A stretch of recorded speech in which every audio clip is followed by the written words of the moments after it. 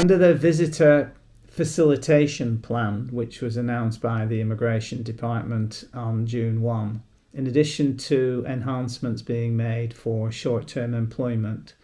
the Immigration Department also introduced and expanded the arrangements as regards permitted activity for visitors to give presentations or deliver speeches in Hong Kong. So in essence, if you've been invited to Hong Kong to give a speech or deliver a presentation, you can now do so for a maximum period of 14 consecutive days whilst you're in Hong Kong under your visitor permissions. That's 14 days starting from the date that you deliver your first speech or your first presentation.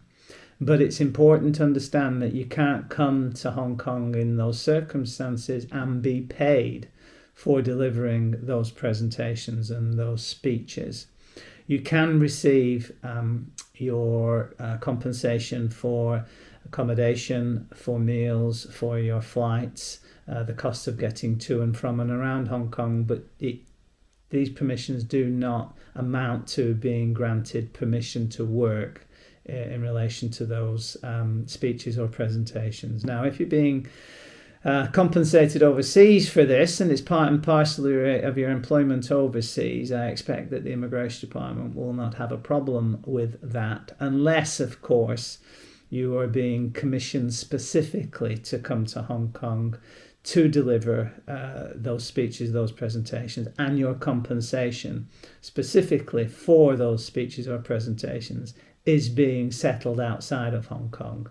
The idea under this facilitation plan is to make it easier for visitors not to be arbitrarily potentially breaching their conditions of stay by giving speeches and presentations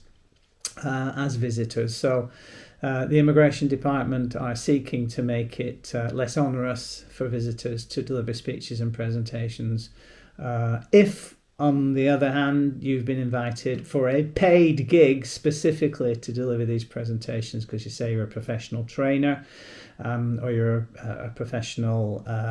keynote speaker and you've been commissioned to speak in those circumstances, then you still need a short-term employment visa, which you have to get in advance of arrival in order to be compliant when you deliver those speeches or those presentations. On the other hand, if you've been invited for short-term work under one of the government accredited organisations in one of the dedicated sectors that the Immigration Department have earmarked to enable covering permissions upon receipt of an invitation letter from that government accredited organisation in that designated sector, then you can be compensated, and the compensation is a matter between you and also the government accredited organisation that's issued the invitation letter to you.